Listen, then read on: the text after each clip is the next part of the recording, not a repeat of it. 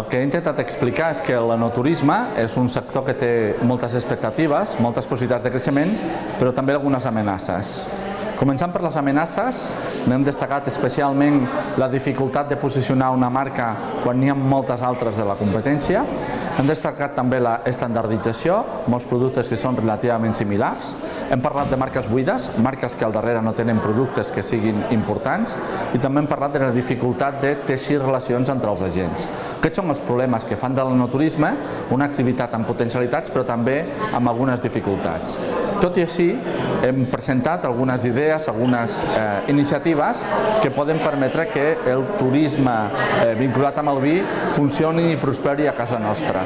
Bàsicament hem dit que el turisme de vi s'ha de basar en elements molt més singulars, que hem d'aconseguir situar el vi no com l'element central de tota l'experiència, sinó com un element complementari, que hem d'aconseguir que els agents treballin de forma col·lectiva, de forma plegada, que hem d'intentar que no només es parli del vi, sinó també de la cultura que porta associada i també del paisatge, i també hem posat l'accent en la importància que té per l'enoturisme el de ser molt creatius i el de buscar productes i experiències que siguin singulars. A vegades nosaltres hem de generar una activitat que generi visitants, que generi aliances, que comenci a generar productes, que comenci a generar estratègies i al final generem una marca.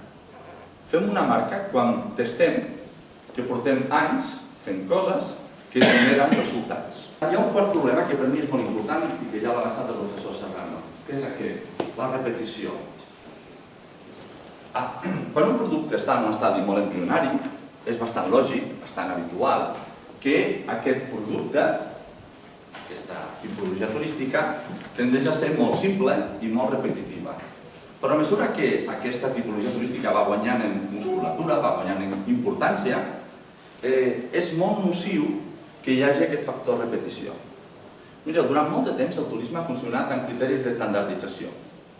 És a dir, durant molt de temps, la major part de turistes no només acceptaven, sinó que celebraven, els hi semblava molt bé, anar a una destinació que els oferia productes que més o menys són els mateixos que hi havia en altres llocs.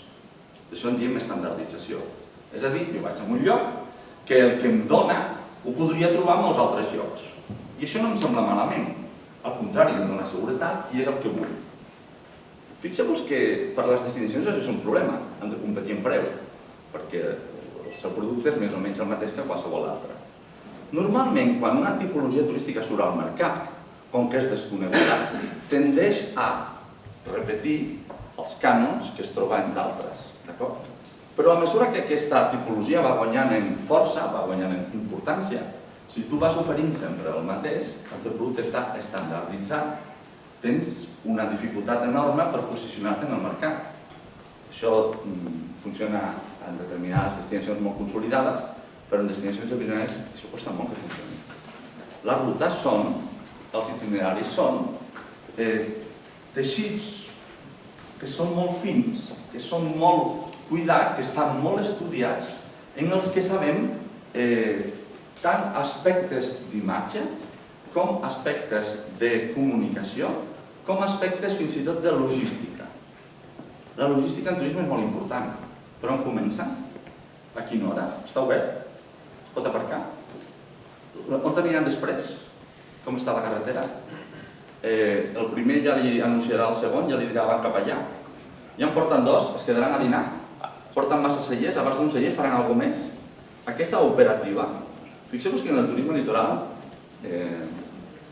això ho explica molt bé el professor Iribas, aquest sociòleg que defensa el model de Benidorm, que no ho faré defensar Benidorm, però diu que Benidorm és molt eficient i el turisme litoral en general és molt eficient perquè diu el principal problema del turisme no és la venda d'espai, sinó que és la venda de temps.